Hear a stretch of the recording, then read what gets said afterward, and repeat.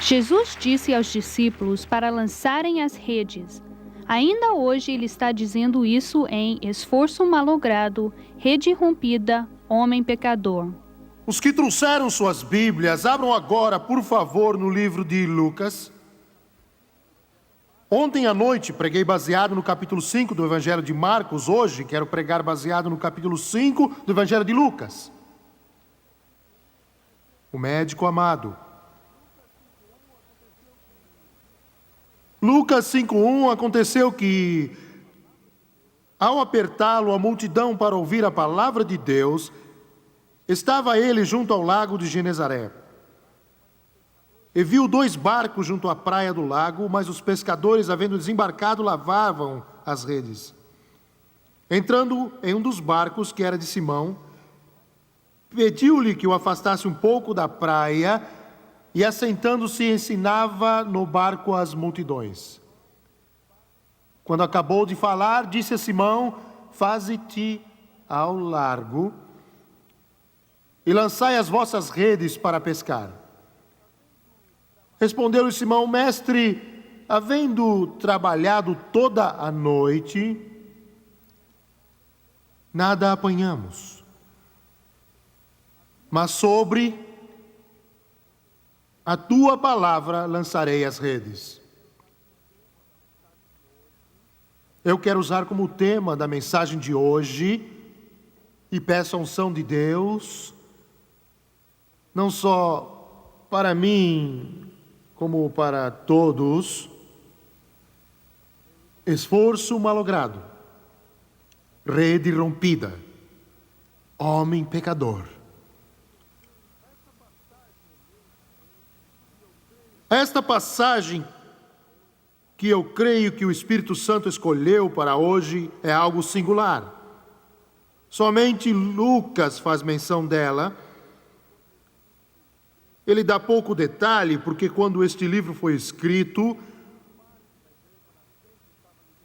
a maior parte da igreja nascente estava ligada a Simão Pedro, Tiago, João e os filhos de Zebedeu, e ele não quis historiar muito. Portanto, ao ler esta passagem que está no capítulo 5 do livro de Lucas, se você não olhar cuidadosamente todo o contexto, não irá compreender o que estava acontecendo, mas esta passagem de Lucas 5 talvez seja mais forte e poderosa experiência de consagração encontrada em toda a palavra de Deus. Quando lemos os evangelhos, especialmente os sinóticos, do chamado de Pedro, Tiago, João, Mateus e os outros, temos poucos detalhes de como essa ligação começou. O que o levou a chamá-los? Por que Jesus os escolheu? Quem eram eles? Na verdade, nesta passagem que Lucas condensadamente registra, temos um relato histórico do que realmente aconteceu. O que de fato aconteceu na vida de Pedro, Tiago e João. Nesta passagem temos também uma pequena ideia do poder de Deus e da organização da igreja também, conforme está aqui. Pedro e os filhos de Zebedeu, Tiago e João, como sabemos, eram pescadores, lutando para viver no mar da Galileia. A Galileia hoje não é igual à Galileia de 2000 anos atrás. O famoso mar da Galileia ainda é o mesmo. O Rio Jordão, que atravessa o lago, é o mesmo. Mas agora existe somente a cidade de Tiberíades, situada às margens do mar da Galileia, O mar da Galileia tem 23 quilômetros de comprimento e 9 de largura. Alguns escritores o chamam de o mais sagrado lençol de água na face do planeta Terra. Isso por causa dos milagres do ministério e da vida de Jesus. Não há registro de que Jesus tenha visitado Tiberíades, talvez sim, mas a Bíblia não relata isso. Naqueles dias, a Galileia vivia cheia de atividades. Ela era cercada de cidades.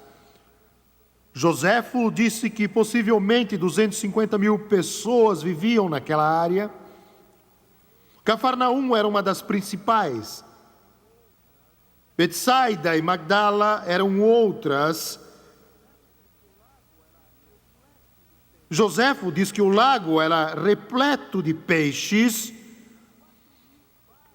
e que possivelmente 4.000 barcos cruzavam aquelas águas para a sua pescaria. E os barcos de Simão, Pedro, Tiago e João estavam entre esses milhares.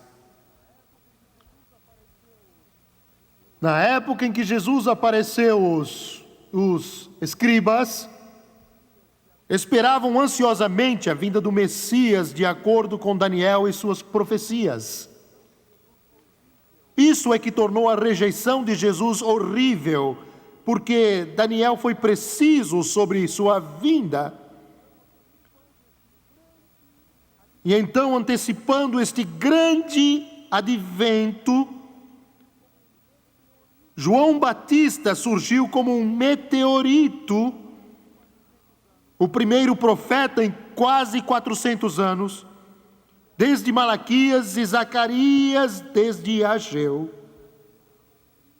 Arrependei-vos, já está posto o machado à raiz das árvores, toda árvore, pois que não produz bom fruto, é cortada e lançada ao fogo. Israel tremeu nas bases. Milhares de pessoas iam aos desertos e às margens do Jordão, onde João Batista batizava. Era um fenômeno que não tinham visto ou experimentado antes. E ele pregava àqueles que vinham ser batizados: produzi, pois, fruto digno do arrependimento. Um novo dia nascia em Israel. A palpitação do coração espiritual deles batia como um tambor. Ele estava chegando. A notícia correu de Dan a Berseba: tu és aquele, falando a João, ou devemos esperar outro? Disse: não sou o Cristo, eu sou a voz do que clama no deserto, endireitai o caminho. Convém que ele cresça e que eu diminua. Eis o Cordeiro de Deus que tira o pecado do mundo. Jesus apareceu no Jordão para ser batizado por João. E o Espírito Santo, como pomba, veio sobre ele, e uma voz se ouviu do céu: este é meu filho amado, em quem me comprazo. E entre os seguidores de João Batista estavam Pedro, Simão, Pedro, Tiago, João e André. Eram simples, rudes, homens que trabalhavam duro, mas tinham fome de Deus. E num dia memorável, João Batista fez algo que os discípulos não podiam entender. Ele disse aos discípulos, Pedro, Tiago e João, o seguinte: não me sigam mais, sigam Jesus.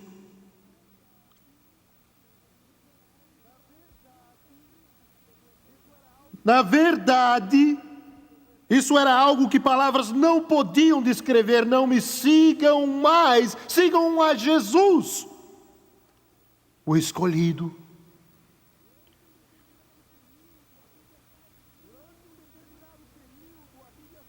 Durante um determinado período, a Bíblia faz silêncio. Pode ter sido semanas, pode ter sido dias, pode ter sido meses, mas foi durante este tempo que Jesus disse aos filhos de Zebedeu e Simão Pedro: sigam-me. Eles o seguiram por um pouco e depois voltaram para a pescaria. Seguiram por um pouco e depois voltaram para seus negócios. A experiência deles nesse sentido foi exatamente como a sua e a minha hoje. Como você e eu. Quero que prestem atenção, porque isso é de muita importância. O que estava para acontecer nesse dia iria transformá-los no tempo e na eternidade. Esses homens teriam uma experiência com Deus, através de Jesus Cristo, conforme este texto, que iria transformar essa experiência de altos e baixos, como também um evangelho do tipo água com açúcar.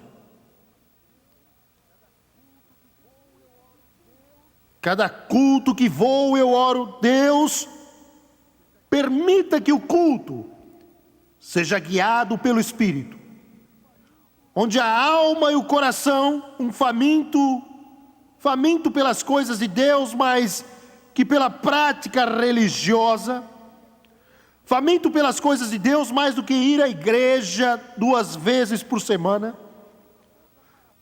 faminto mais do que algo da boca para fora, mas querendo uma experiência do céu e ser tocado pela glória que irá revolucionar sua alma, transformando-o para sempre e sempre e sempre.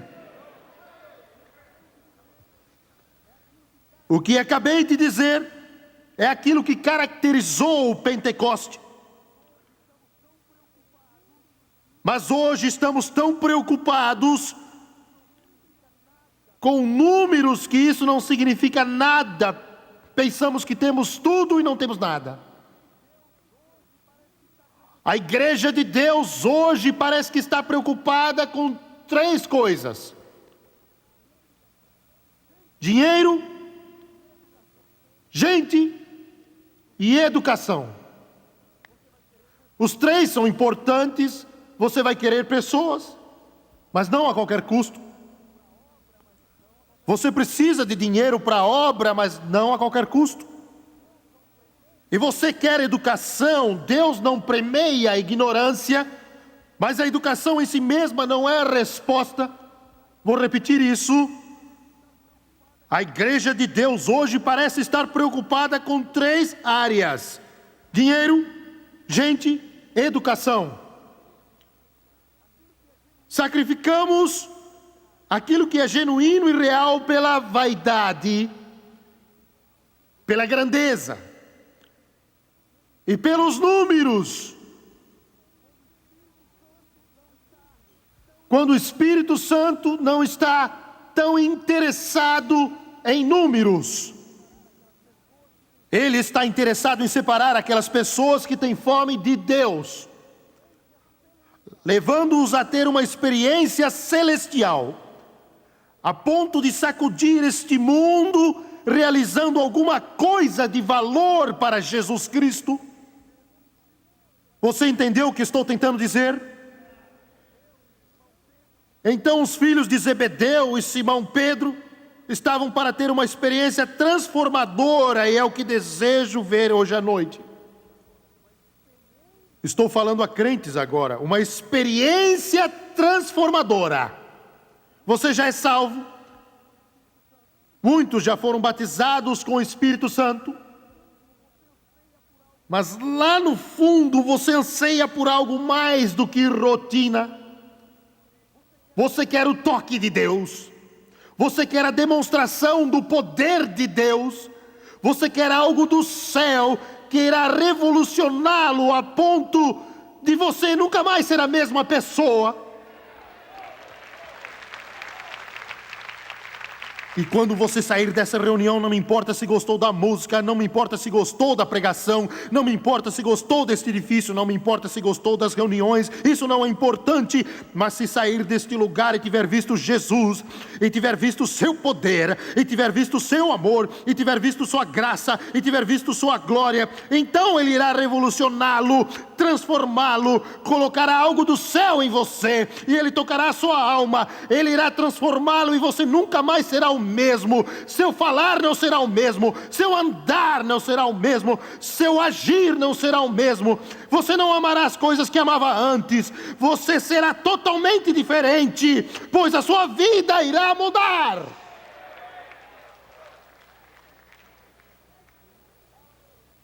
Isto é o que aconteceu exatamente nesse texto.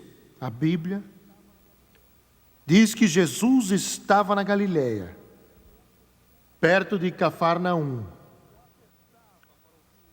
E o povo o apertava para ouvir a palavra de Deus. Bem, ele estava na praia pregando a palavra. Lucas só fala por alto, pois o Espírito Santo o guiou e o dirigiu, mas esta declaração é profunda. As igrejas estão aqui só com um propósito, que é o de pregar a palavra de Deus. Nós gastamos milhões de dólares cada mês na televisão, e isso só tem significado se nós realmente estamos pregando a palavra de Deus. Nada mais importa. O resto é insignificante. Todo esforço feito na carne é perda de tempo. A única coisa que pode ajudar a alma faminta e o coração sedento é a palavra de Deus. E foi isso que Jesus disse: não só de pão viverá o homem, mas de toda palavra que procede da boca de Deus. Pastor, você que me ouve, pregue a palavra. Foi o que Paulo disse: defenda a palavra, chore quando pregá-la, louve quando pregá-la, clame quando pregá-la, seja direto e específico. Pregue sempre, pregue segunda, terça, quarta, quinta, sexta, sábado e domingo, porque a única coisa que vale, a única coisa que importa não é o carpete, não é a atividade social, é pregar a palavra.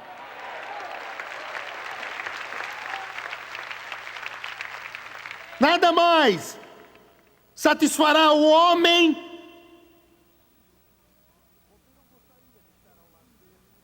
Você não gostaria de estar ao lado dele naquele dia, quando milhares de pessoas o empurravam até que ele acabou dentro d'água? Eles não se apertavam para ver Jesus curar alguém doente, por importante que fosse. Eles queriam ouvi-lo pregar a palavra. Glória a Deus! Por tanto tempo eles tinham ouvido aqueles sacerdotes tão mortos e aqueles escribas tão mortos, tinham ouvido as coisas que eles nunca ouviram falar, e de repente Jesus apareceu falando com autoridade, e quando ele falava, as palavras fluíam da sua boca. Por que não? Ele é aquele que falou e os mundos existiram, ele é aquele que disse: haja luz e houve luz. Ele é aquele que criou as estrelas do espaço. Ele é aquele que fala a alma do homem.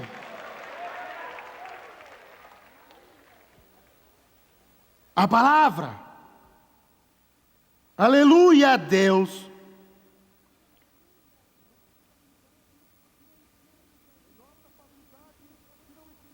Em nossa faculdade, se não ensinarmos a esses jovens ministros sobre a eficácia, sobre o poder e sobre a força da palavra de Deus, na realidade é melhor tudo isso deixar de existir. É melhor fecharmos as portas, porque o que importa é a palavra de Deus. Esta é a razão deste ministério, esta é a razão deste templo, esta é a razão das câmeras de TV, esta é a razão de cada casa neste lugar, esta é a razão destes professores, esta é a razão destes diretores, esta é a razão. A palavra de Deus, a palavra de Deus, a palavra de Deus é tudo para nós.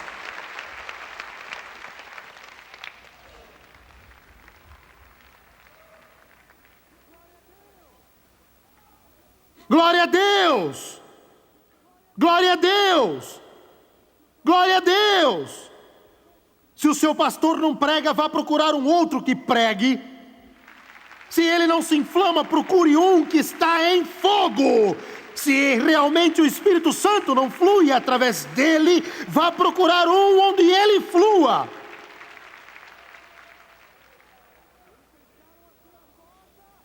Eles deixaram a sinagoga e foram às margens do lago, não às 7 horas da noite, mas às 7 horas da manhã, para ouvir Jesus pregar.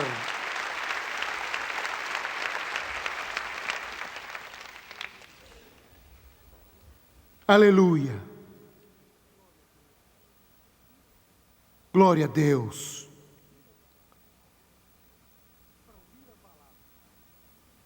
Para ouvir a palavra de Deus. Alguns não gostam de me ver balançando a minha Bíblia. É minha espada. Alguns têm outras coisas, eu tenho a Bíblia. Aleluia ao Cordeiro. Pois bem, Jesus está ali na praia do Mar da Galileia, ele olha e vê 2 barcos ancorados no lago, mas os pescadores tinham se afastado para lavar as redes. Que é isso para essa igreja de hoje?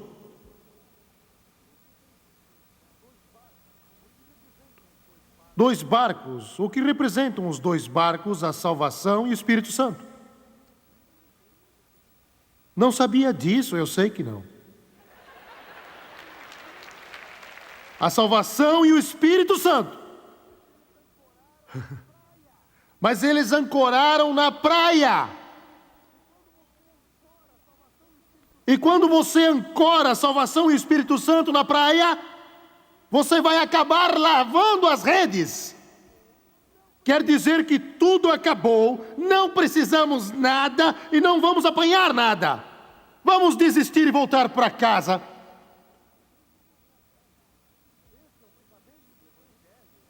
Este é o fundamento do Evangelho, a salvação e o Espírito Santo. Leia o livro de Atos. Eles foram salvos pelo sangue de Jesus e depois cheios do Espírito Santo. Eles deveriam estar lá no lago pescando, mas o texto diz que estavam na praia. Esse não é o lugar da igreja ficar, os peixes não estão na praia, estão no lago. Você não vai pegar peixe na praia, lá estão os escritórios.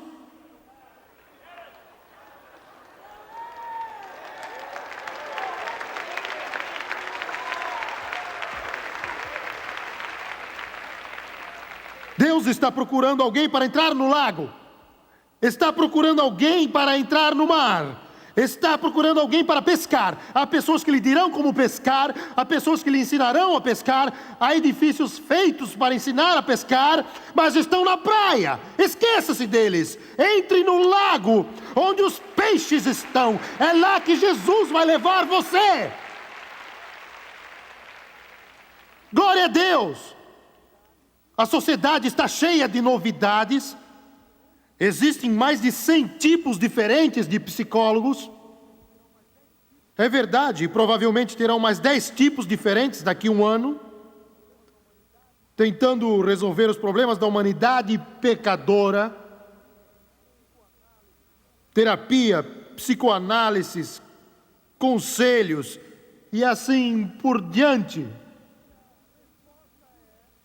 E a resposta é a salvação pelo sangue de Jesus e o batismo com o Espírito Santo. Esta é a resposta para os problemas humanos. Tire o barco da praia, tire os dois da praia, não deixe um ficar na praia, tire os dois da praia, leve-os para o lago, a salvação pelo sangue e o batismo no Espírito Santo. Tudo mais virá ao seu tempo, as curas irão acontecer, as profecias irão aparecer, a consagração irá aparecer, tudo isso virá ao seu tempo. Pois bem, estavam lavando as redes, quer dizer que tudo acabou. Quer dizer que você não apanhou nada, você as está limpando porque foi um dia, ou nesse caso uma noite ruim. Você não apanhou nada mesmo e desistiu. Pedro, Tiago e João desistiram. Eles desanimaram. Não havia peixe, não haviam pescado nada, só tinham perdido tempo. Jesus estava pregando lá, eles ancoraram seus barcos e foram lavar as redes, e para o mundo todo, espectador, eles desistiram. A Bíblia diz que Jesus tomou emprestado o barco de Pedro, porque aquela multidão comprimia e ele precisava ter um lugar para ficar e usou o barco como púlpito. Ficou de pé no barco de Pedro, pregando o Evangelho. Pedro, Tiago e João olhavam.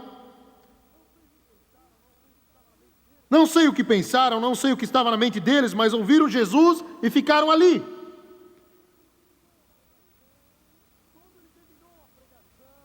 E quando ele terminou a pregação, quando terminou a mensagem, que foi uma mensagem muito breve, ele voltou-se para Pedro. Jesus disse algo que ele vai dizer a muitos de vocês que me ouvem. Ele disse: Pedro, faze-te ao largo. Em outras palavras, Pedro, saia da praia, lance as redes, vá lá onde estão os peixes, faze-te ao largo. Agora eu quero lhe dizer uma coisa: a religião é algo seguro, está em terra firme. Alguns estão a par disso, é o que conhecem. Você vai à igreja, seja onde for, você tem ido lá 25 anos, 30 anos, 40 anos, 2 anos, 6 meses, não sei quanto tempo. Você ouve a mesma coisa uma vez, outra vez, e eu não estou criticando, quero mostrar uma coisa. Deus nunca desejou que o cristianismo fosse uma coisa rotineira. Ele quer que você tenha experiências profundas com Ele. Mas o que você quer dizer? Quer dizer que alguns precisam do batismo com o Espírito Santo? Você diz: mas eu não sei nada disso, Jimmy Swaggart, minha igreja não ensina isso. É isso que eu estou dizendo. Ele irá dizer: vamos, faze-te ao largo. Isso vai deixá-lo com medo, porque você se sente seguro lá na praia. Você tem se agarrado à praia toda a sua vida. Ele vai dizer: faze-te ao largo, mas é um lugar desconhecido, você não sabe o que há lá, você não compreende e não sabe aonde está entrando e não sabe o que vai acontecer, mas ele está dizendo: vamos, faze-te ao largo. Ele não força você, você pode ficar na praia o resto da sua vida, mas ele está esperando que alguém obedeça e saia da praia. Alguns vieram para cá com escravidão em suas vidas, e Satanás quer destruí-los. Você pode ter vitória e não vai ser fácil. Nunca é. Nunca é fácil. O inferno lutará, os demônios e os poderes das trevas lutarão. Mas Jesus irá dizer: se me obedecer e se lançar mar adentro, a vitória será sua. Uma vitória como você nunca viu antes. Aleluia, Deus. Ele está falando a você: faze-te ao largo, faze-te ao largo, faze-te ao largo. O que estava para acontecer iria transformar a vida de Pedro, Tiago e João, e eles jamais seriam os mesmos. Iriam parar com os altos e baixos, seguindo um pouco e parando um pouco. Este seria um dos maiores milagres que Jesus iria realizar. E Jesus disse: faze-te ao largo e lançai as vossas redes, Jesus disse, para pescar, ou para a colheita. E Simão respondeu para ele: mas mestre, ele o conhecia e sabia quem ele era. Havendo trabalhado toda a noite, nada apanhamos. Trabalhamos toda a noite e nada apanhamos. Muitos me dizem que não podemos alcançar o mundo para Jesus Cristo. Eu creio que sim. Creio que é possível fazer isso. Creio que com a ajuda e graça de Deus faremos isso. Eu não estou vivendo por acaso. Jesus Cristo não se dirigiu a eles por acaso.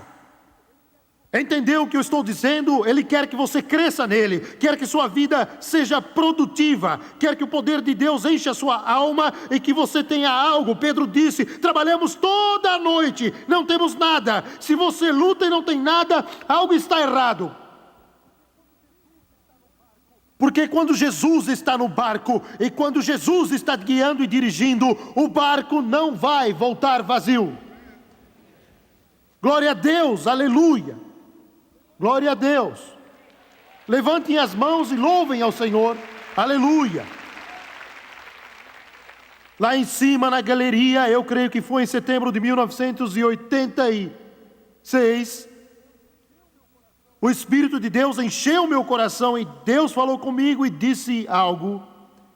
Ele disse: você tem crido que milhões de almas serão salvas? Ele disse: eu quero que você creia que dezenas de milhares serão salvas. Quero que você creia que dezenas de milhares serão salvas.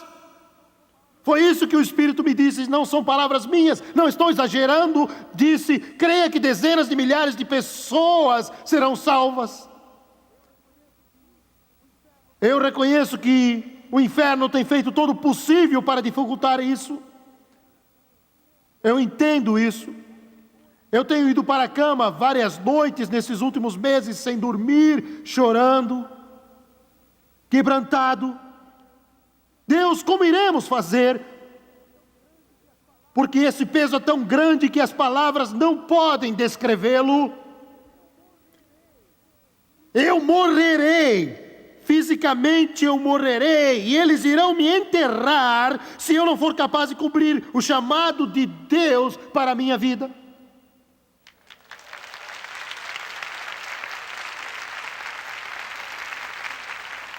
E Deus, o Espírito Santo, me revelou uma sexta-feira, 3 ou 4 meses atrás. Ele disse: não deixe Satanás pegar nada que eu dei a você, mas creia em mim e aproprie-se de tudo que prometi a você. Você não está batalhando em vão. Eu darei a você tudo o que já prometi. Por isso Deus tem batizado com o Espírito Santo, para que possam ter o poder de ver as promessas de Deus se cumprirem. Eu quero noticiar isso ao diabo, quero noticiar isso à religião, quero noticiar isso ao inferno. Nós iremos ver o que Ele prometeu. Ele vai cumprir tudo aquilo que prometeu. Nós veremos aquilo que Ele nos deu.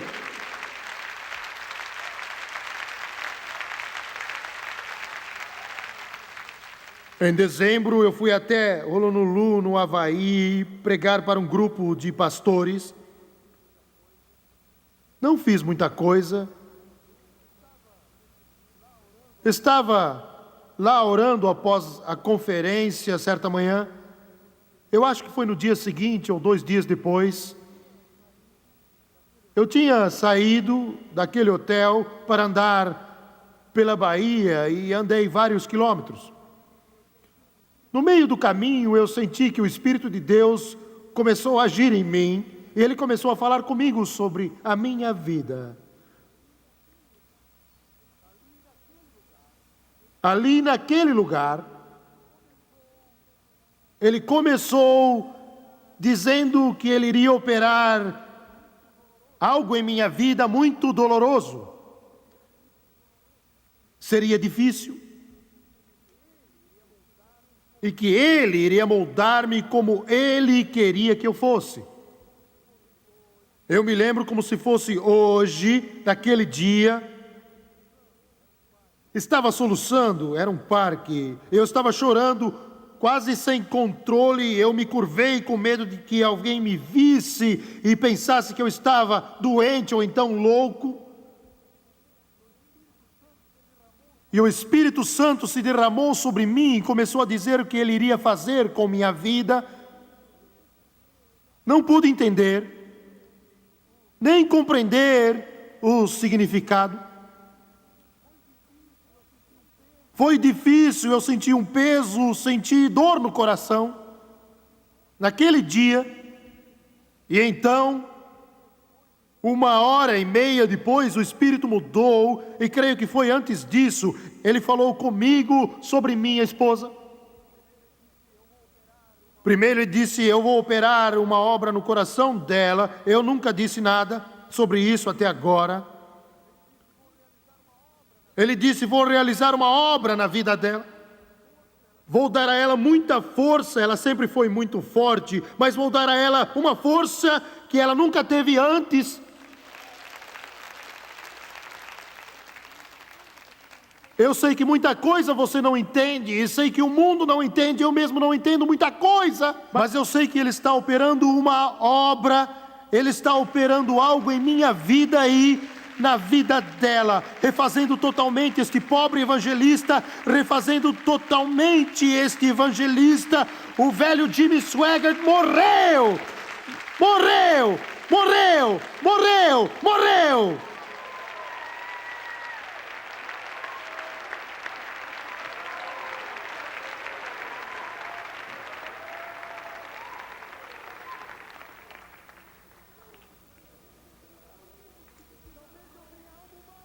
Talvez eu tenha algo mais que precisa morrer.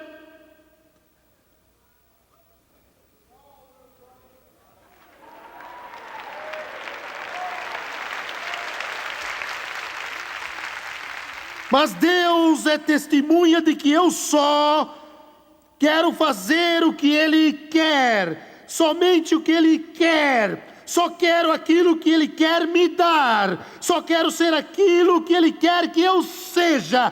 Não quero exaltar a mim mesmo. Só Jesus, Jesus, Jesus, Jesus, Jesus. Seja o que for, Deus fará.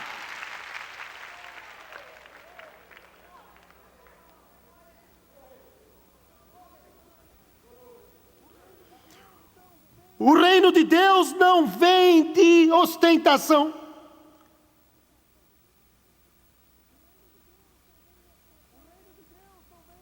O reino de Deus não vem através de prédios, câmeras de televisão, dinheiro, colégios. Entendeu o que eu estou dizendo? O reino de Deus vem para o quebrantado, que deixa todos os desejos da carne e busca, finalmente, viver uma vida reta diante de Deus. Esforço malogrado, rede rompida, homem pecador. Conclusão na próxima semana. Convide seu amigo para assistir.